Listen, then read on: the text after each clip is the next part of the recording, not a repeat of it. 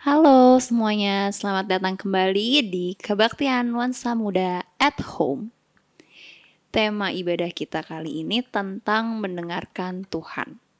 Yang pada KNM ini diberi judul mendengar, tidak sama dengan mendengarkan. Sebelum itu, kita punya beberapa pengumuman nih. Teman-teman kita punya banyak teman yang ulang tahun di bulan Februari ini. Ada Ansel di tanggal 3, ada Kavino di tanggal 7, Jeremy tanggal 9, Trina Febiani di tanggal 12, Kavalen sama Dikma di tanggal 14, Sheba di tanggal 17, Ninis tanggal 18, Danang tanggal 19, Debbie tanggal 20, Olin tanggal 23, Fanny 24, Vivi, Yudi, dan Cesar di tanggal 25. Selamat ulang tahun untuk teman-teman semua yang berulang tahun di Februari ini. Oh ya, ada lagi. KNM kita, aku dengar-dengar akan offline nih teman-teman yang kangen ibadah onsite, ibadah bertatap muka langsung. Stay tune ya di Instagram KPR atau di WhatsApp grup kita. Lalu untuk yang mau melayani KNM, yang mau melayani di KNM, boleh hubungi Bagas atau Danes atau Damar. Lalu terakhir untuk persembahan nanti kita akan ada di akhir, akan ada QR code pas lagu kedua. Jadi teman-teman boleh langsung scan di situ lewat cashless payment apa aja, atau transfer ada di Instagramnya KPR. Para sahabat, marilah kita awali ibadah minggu hari ini dengan pengakuan bahwa pertolongan kita adalah di dalam nama Tuhan yang menciptakan langit dan bumi. Tuhan beserta saudara. Teman-teman, mari kita siapkan hati kita. Kita masuki hadirat Tuhan, siapkan pikiran kita, kosongkan diri kita untuk siap mendengarkan Tuhan.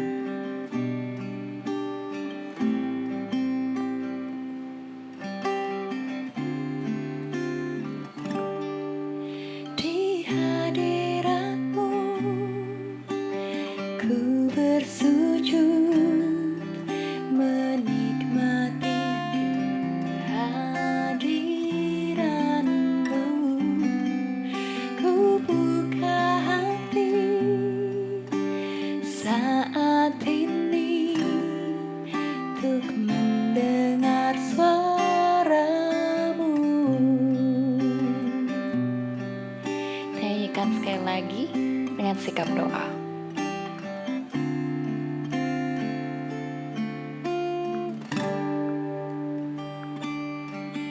Di hadirat-Mu ku bersujud, menikmati kehadiran-Mu. Ku buka hati saat ini untuk mendengar suara-Mu. Firman-Mu Tuhan, ya sungguh benar, menerangi jalanku. Firman-Mu Tuhan, menuntun hidupku. Ku bersyukur padamu. Di hadirat-Mu ku bersujud, menikmati kehadiran-Mu. Ku buka hati saat ini untuk mendengar suara-Mu, untuk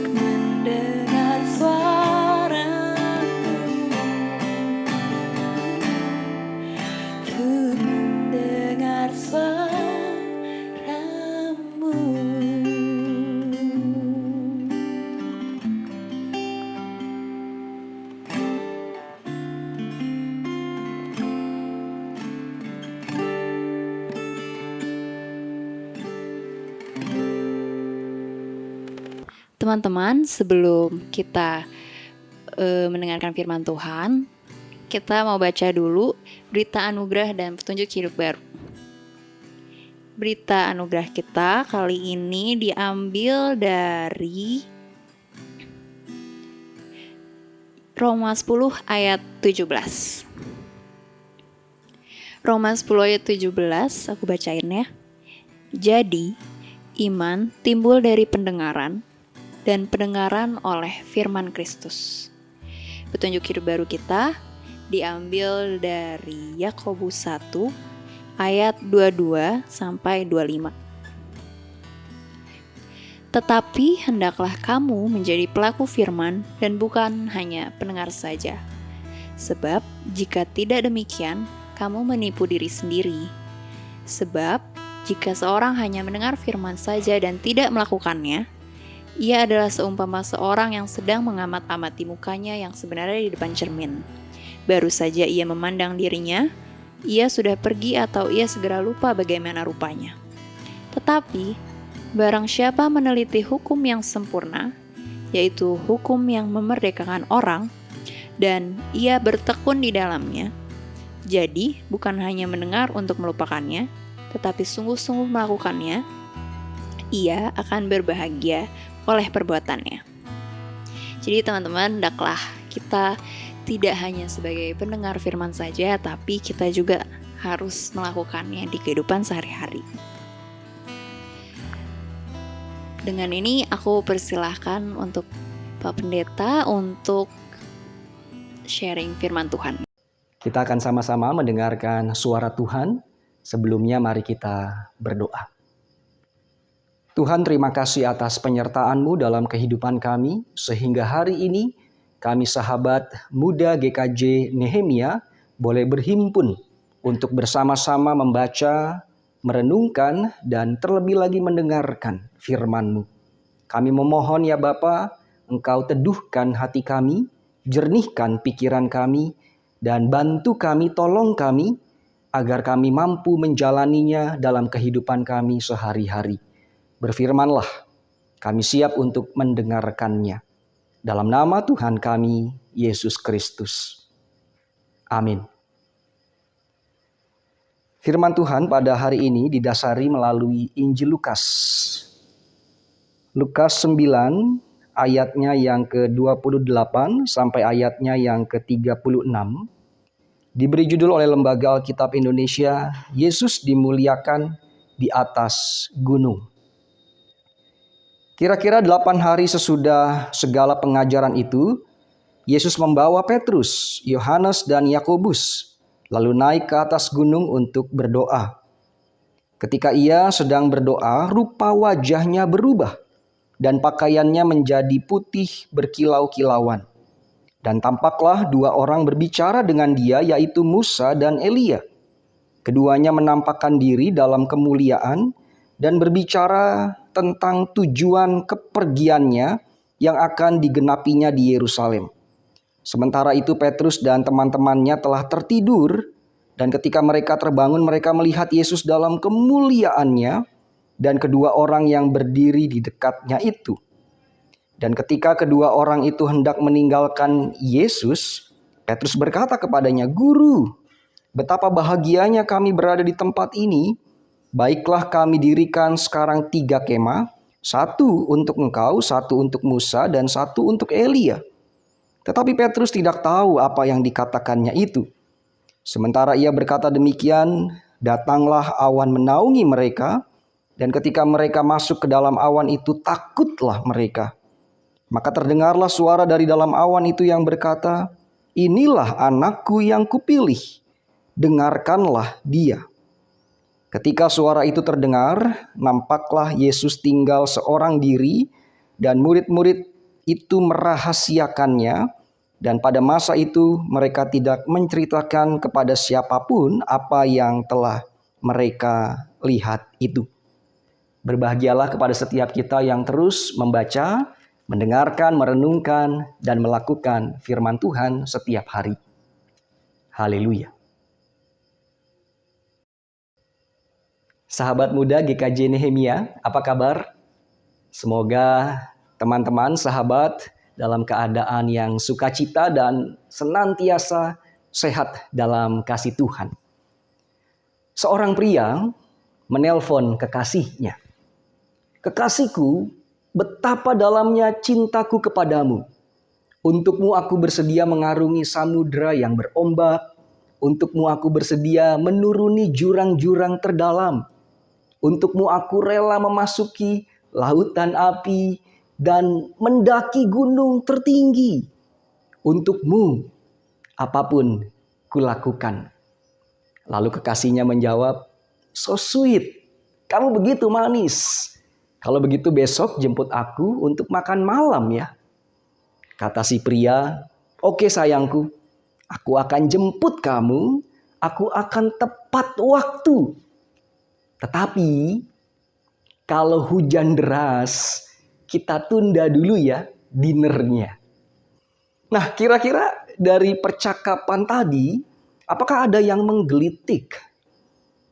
Ya, bersedia mengarungi samudera, bersedia menuruni jurang, memasuki lautan api, dan mendaki gunung, tapi takut sama hujan deras.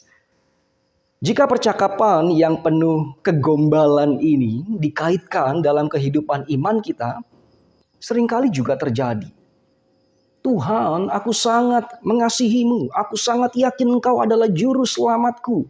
Aku menyerahkan seluruh hidupku padamu." Lalu Tuhan Yesus merespon, "Yuk melayani, mari mengampuni, yuk mengasihi, mari dengarkan aku." Gimana respon teman-teman?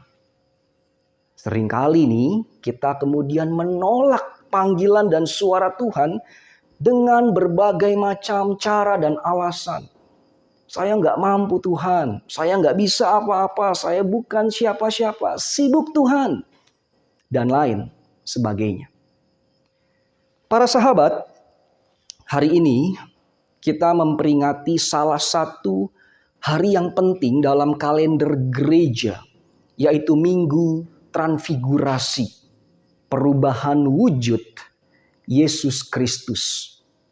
Perhatikan ayatnya ke-29. "Ketika ia sedang berdoa, rupa wajahnya berubah dan pakaiannya menjadi putih berkilau-kilauan." Kata berubah yang saya garis bawahi dalam bahasa Yunani, heteros, artinya berubah menjadi berkualitas. Tubuh kemanusiaan Yesus berubah menjadi tubuh kemuliaan Allah. Lalu pertanyaannya buat kita, mengapa Yesus berubah? Untuk apa Yesus bertransfigurasi? Yang pertama, Yesus hendak menunjukkan kepada Yohanes, Petrus, dan Yakobus, dan tentunya kepada kita bahwa dirinya adalah Allah sejati. Ketika Yesus berubah, nampak Nabi Musa dan Elia. Ini dua nabi yang luar biasa. Mari kita kupas satu persatu, kita lihat satu persatu. Nabi Musa merupakan salah satu nabi terbesar Israel yang warisan imannya sangat mengagumkan. Ia memimpin bangsa Israel keluar dari cengkeraman penguasa Mesir setelah dijajah ratusan tahun lamanya. Ia berhasil membelah lautan, berjumpa dengan sinar terang Allah di Gunung Sinai, dipercaya Allah menjadi perantara 10 hukum Taurat, dan nabi yang terkenal sabar menghadapi kebebalan umat Israel. Apa yang telah dilakukan oleh Musa sesungguhnya juga ditempuh Tuhan Yesus Kristus, bahkan jauh lebih dahsyat.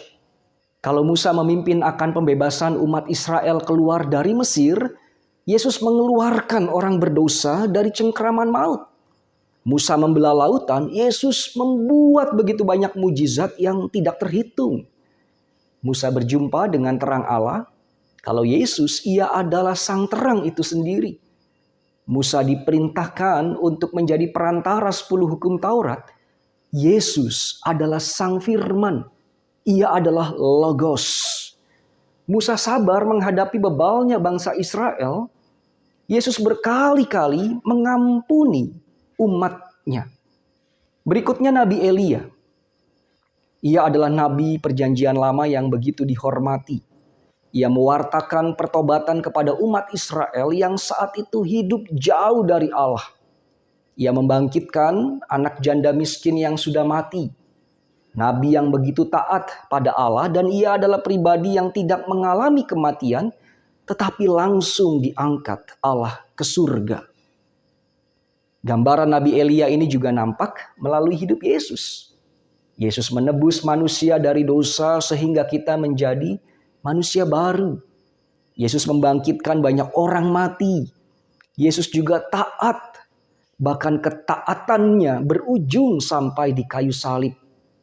Kalau Elia langsung diangkat ke surga, Yesus lebih dulu turun ke dalam kerajaan maut dan pada hari yang ketiga bangkit dari antara orang mati, menampakkan dirinya kepada para murid dan akhirnya naik ke surga. Dari perbandingan kedua nabi ini dengan Yesus, kita melihat Yesus hendak menunjukkan kepada para murid bahwa ia lebih berkuasa daripada nabi-nabi sebelumnya. Dari poin yang pertama ini, kita belajar jangan pernah meragukan kemahakuasaan Kristus. Mengapa saya menekankan jangan ragu? Karena harus diakui dalam perjalanan hidup muda-mudi kita, Allah seringkali dinomorsekiankan. Ia dilupakan dan tidak lagi menjadi prioritas dalam kehidupan kita. Para sahabat, ada satu video pendek tentang orang-orang yang menyembah Google. Bahkan dijadikan paham atau bahkan dijadikan agama dan ada gerejanya. Mari kita coba saksikan.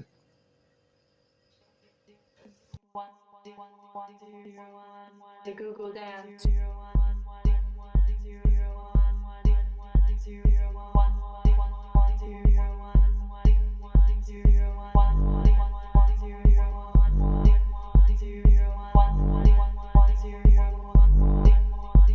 Shall want no I want search engine because I want no other search engine because I want no other search engine only me.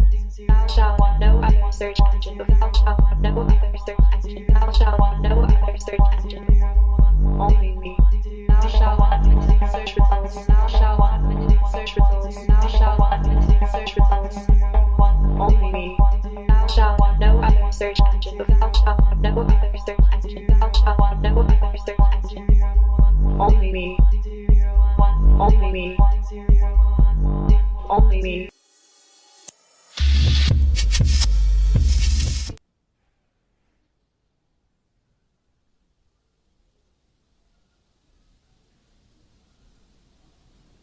I remember that I was comparing religions, Islam, Christianity, Jewish, and suddenly I saw a comment in a forum that's talking about new religion, which is Googleism. So I googled it and I found the site of the Church of Google. We, as Googleists, believe Google is the most thing around close to be called God.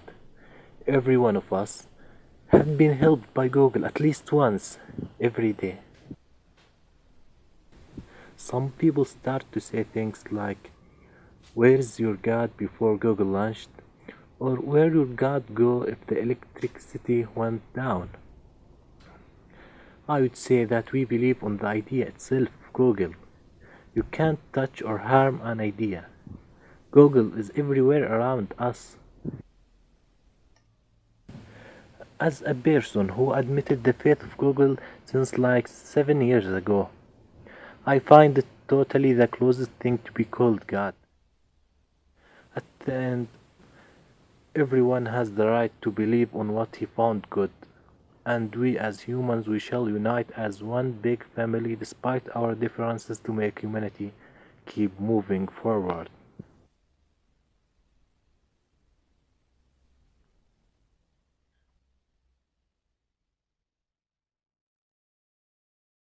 Di era digital saat ini, kita sebagai muda-mudi punya tantangan. Apakah kita masih mengandalkan Tuhan Yesus? Atau justru kita merasa bahwa keberadaan Kristus sudah tidak penting lagi karena sudah tergantikan dengan teknologi. Sekali lagi, Yesus berubah rupa agar hendak menunjukkan kepada para murid dan kita, Ia jauh lebih berkuasa dari siapapun dan apapun. Poin yang kedua para sahabat, berubahnya Yesus tidak hanya mengajarkan kita untuk mengutamakan Allah, melainkan Ia punya misi agar kita terus mendengarkan apa yang menjadi kehendak-Nya dalam hidup kita. Yakobus, Petrus, dan Yohanes begitu takjub dan terpesona dengan berubahnya Yesus dan nampak Elia serta Musa. Saking takjubnya, Petrus berkata kepada Yesus, "Guru, betapa bahagianya kami berada di tempat ini. Baiklah kami dirikan sekarang 3 kemah untuk engkau, untuk Musa, untuk Elia." Tak berselang lama, keajaiban terjadi kembali. Awan tebal menaungi para murid, dan dari awan itu terdengar suara menggelegar. "Inilah anakku yang kupilih, dengarkanlah dia." Suara dari awan ini, para sahabat, yang kemudian mengakhiri keindahan momen transfigurasi. Musa dan Elia hilang. Tubuh Yesus pun kembali menjadi manusia. Suara dari awan menjadi kesimpulan bahwa makna terdalam dari berubahnya Yesus tidak hanya terletak pada cahaya yang berkilauan, melainkan ketika para murid dan orang percaya mau mendengarkan suaranya. Tema kita saat ini bagus sekali.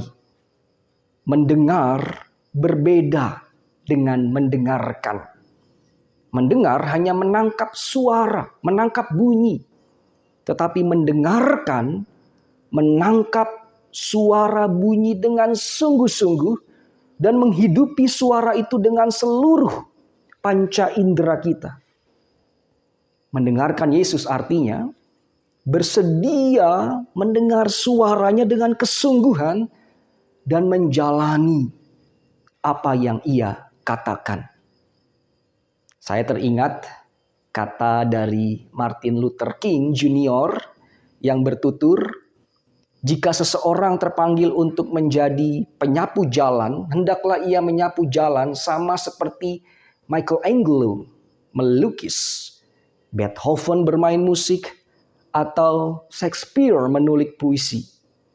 Ia harus menyapu jalan dengan begitu baik sehingga semua penghuni surga dan bumi akan berhenti sejenak untuk berkata, 'Di sini tinggal penyapu jalan hebat yang melakukan pekerjaannya dengan baik.'" Begitupun dengan para sahabat. Jika dipercaya jadi pelajar di sekolah, kampus, belajarlah dengan tekun dan jujur. Jika jadi pelayan di gereja, layanilah Tuhan dengan motivasi yang benar. Jadi sahabat bagi teman-teman kita, tampakkanlah karakter sahabat yang mau merangkul sesama. Ketika kita menjadi bagian dalam keluarga, jadilah anak dan saudara yang penuh dengan kasih. Dan ketika kita masih bernafas, nampakkanlah terang Kristus dalam hidup kita. Pesan firman Tuhan hari ini, hidup orang percaya harus terus mengandalkannya karena Ia adalah Allah sejati.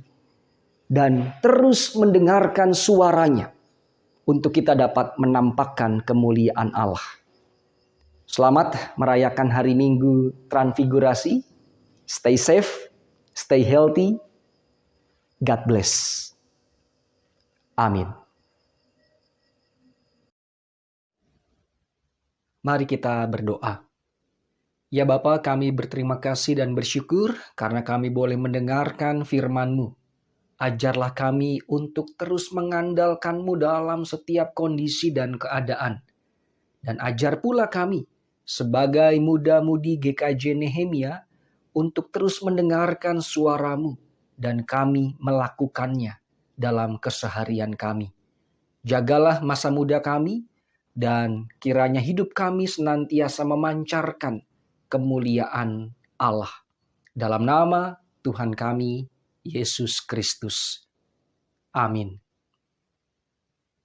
Oke, terima kasih Pak Pendeta Arya firman-Nya. Jadi kita diingatkan kembali untuk tidak hanya menjadi pendengar firman Tuhan aja, tapi kita juga harus aktif melakukan firman Tuhan. Karena mendengar dan mendengarkan bedanya adalah dengan mendengarkan kita fully pay attention dari sikap kita. Dengan kita fully pay attention, kita bisa lebih peka sama suara Tuhan. Jadi kita bisa menjalani hidup kita sehari-hari dengan apa sih yang Tuhan mau sebenarnya dari hidup kita. Jadi hidup kita lebih terarah. Dan pasti untuk apa yang kita lakukan adalah untuk memuliakan nama Tuhan. Teman-teman, untuk merenungkan firman Tuhan lebih dalam lagi, mari bersama-sama kita merenungkan dengan menaikkan pujian Ku Rindu Selalu Mendengar. Ku rindu selalu mendengar suara-Mu Tuhan. Roh Kudus berikan hati peka agar ku pahami kehendak-Mu dan turuti rencana-Mu.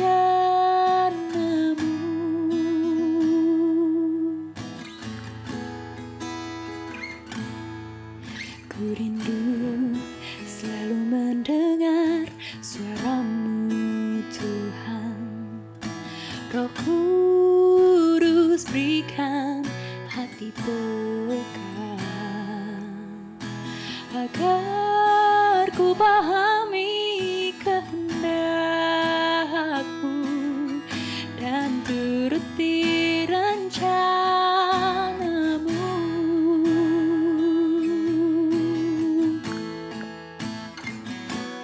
Aku sebagai tanah liat, Engkau penjunanku, ya Tuhan. Ku rela Kau bentuk, lembutkan hatiku selembut kasih-Mu Yesus. Ku berjalan di jalan-Mu.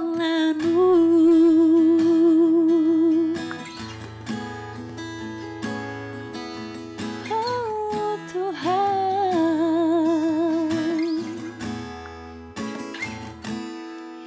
ku rindu selalu mendengar suara-Mu Tuhan. Roh Kudus berikan hati peka agar ku pahami kehendak-Mu dan turuti rencana-Mu.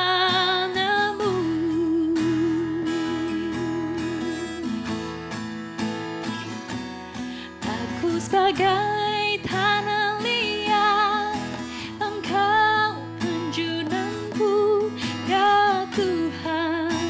Ku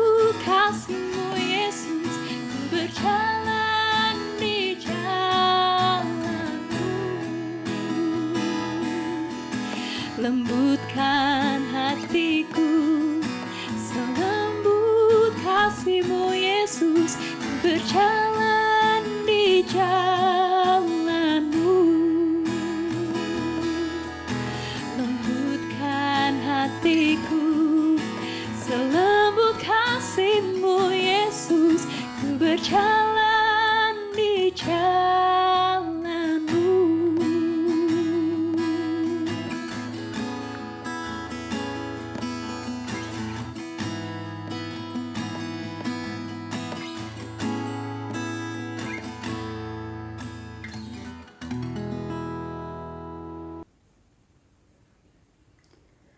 Teman-teman, mari kita satu dalam doa. Puji dan syukur kami panjatkan kepadamu ya Tuhan, bersamaan dengan lancarnya pelaksanaan ibadah online kami pada hari ini, serta firman yang Kau sampaikan melalui Pendeta Arya Triyudanto. Biarlah kiranya Kau berkati Pendeta Arya dalam setiap pelayanan yang akan dia laksanakan di masa-masa mendatang.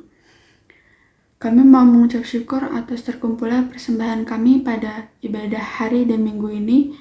Kami berdoa kiranya Kau berkati persembahan kami, semoga bisa memperluas kerajaan-Mu di bumi seperti di sorga.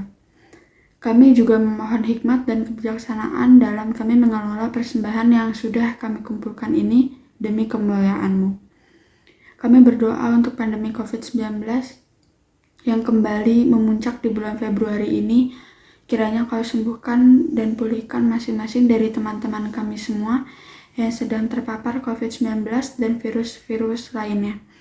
Serta Kau juga jaga dan lindungi kami yang masih sehat, mampukan kami untuk menjaga diri kami dan sekitar kami dengan baik, sehingga kami senantiasa terhindar dan memutus rantai penyebaran COVID-19. Berkati juga ya Tuhan, segala dan semua proses vaksinasi yang sedang dilaksanakan, seperti vaksin booster dan lain sebagainya. Semoga proses vaksinasi bisa menyebar dengan luas dan mendalam terhadap seluruh lapisan masyarakat. Kami berdoa untuk teman-teman kami yang berduka atas kehilangan orang-orang yang dikasihinya. Tuhan sabarkan dan tabahkan hati mereka, biar penghiburan hanya datang daripada-Mu saja ya Tuhan. Kami juga mau berdoa bagi jemaat KPR yang sedang bergumul dalam kehidupannya. Semoga tangan Tuhan senantiasa membantu dan memberi kesanggupan pada mereka untuk bisa melaluinya. Kami berdoa untuk teman-teman kami yang undur imannya. Kiranya Tuhan mampu mencari mereka yang hilang serta menuntun dan memimpin langkah mereka untuk bisa kembali memuji dan memuliakan nama-Mu dengan penuh sukacita. Kami berdoa untuk segala proses pembelajaran tatap muka untuk sekolah maupun perkuliahan yang sedang berlangsung. Semoga Tuhan lindungi masing-masing dari kami dan masing-masing dari mereka agar selalu diberikan perlindungan, sehingga kiranya mereka tidak terpapar virus COVID-19 dan varian lainnya. Tak lupa juga kami mau mendoakan teman-teman kami yang sedang memiliki pergumulan dalam pekerjaan maupun yang sedang mencari pekerjaan. Semoga Tuhan mampukan serta kuatkan mereka untuk melakukan usaha yang terbaik yang bisa mereka lakukan, sehingga dengan begitu mereka bisa melalui pergumulan tersebut maupun juga berhasil mendapatkan pekerjaan. Kami juga berdoa untuk teman-teman kami dalam mencari pasangan hidup. Biarlah kiranya kami memohon Engkau berkehendak untuk memberikan yang terbaik dan mempertemukan hamba-Mu ini dengan pasangan hidup yang seturut rencana-Mu. Kami berdoa pula untuk teman-teman kami yang bertambah umur di bulan Februari. Kiranya Tuhan senantiasa memberkati pribadi lepas pribadi dalam kehidupan mereka di umur yang baru ini. Tak lupa juga kami berdoa untuk KPR dan Eklesia dalam aktivitas pelayanan di dalam gereja. Kami berdoa semoga pribadi lepas pribadi Tuhan gerakkan hati mereka untuk selalu ingin melayani. Kami berdoa untuk pelayanan gereja, PSP2, komisi, dan bebadan lainnya, terkhususnya juga kami ingin berdoa bagi para jemaat-Mu yang terlibat dalam tugas pelayanan demi terlaksananya ibadah online dan tatap muka. Kiranya Tuhan lancarkan aktivitas pelayanan mereka tanpa kurang suatu apapun. Kami berdoa bagi bangsa dan negara, serta memohon agar bangsa ini senantiasa Tuhan berkati, Tuhan berikan kesejahteraan dan kedamaian dalam tiap aspek kehidupan dan dalam tiap lapisan masyarakatnya. Doa yang jauh dari sempurna ini kami serahkan hanya dalam nama-Mu, Tuhan kami, Tuhan Yesus Kristus, yang sudah mengajarkan kami berdoa. Bapa kami yang ada di sorga, dikuduskanlah nama-Mu, datanglah kerajaan-Mu, jadilah kehendak-Mu di bumi seperti di sorga. Berikanlah kami pada hari ini makanan kami yang secukupnya, Dan ampunilah kami akan kesalahan kami, seperti kami juga mengampuni orang yang bersalah kepada kami. Dan janganlah membawa kami ke dalam pencobaan, tapi lepaskanlah kami daripada yang jahat. Karena Engkau yang punya kerajaan dan kuasa dan kemuliaan sampai selama-lamanya. Amin. Mari teman-teman kita mengambil sikap sempurna bersama dengan umat Tuhan di segala tempat.